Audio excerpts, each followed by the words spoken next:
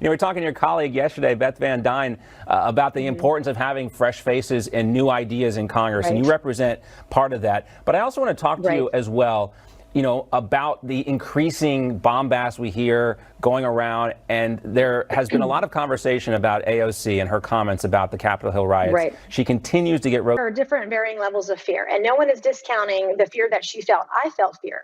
All of us felt fear and trauma from that day. It was a harrowing experience. No one's discounting that, but I deal in facts.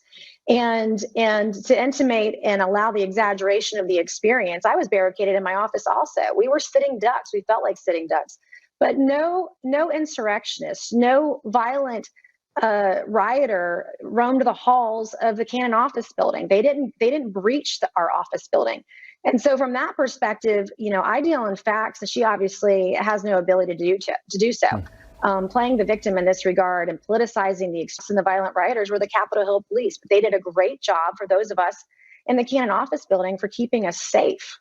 You know, it's interesting, too, because we can put up a map and people can see for themselves the exact location here of where you were and where she was. But you know, I thought you kind of hit the nail on the head with your tweet when you were talking about the fact that the media picked up on certain parts of her live stream and they ran with those, kind of really obfuscating the facts of the case, you know, and what she was really trying to say here. And it does seem like too many times the media is willing to do that, almost promoting those kinds of narratives.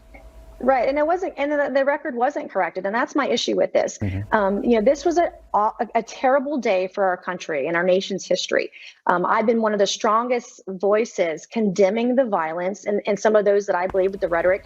So, you know, I pay close attention to your career specifically because your district is one of the few in this country that is contested every single 2 years. You really do have to govern for all of America because the people of Charleston, you know, you represent such a diverse population here. So what do you really want to get accomplished in your 2 years, your first 2 years in Congress?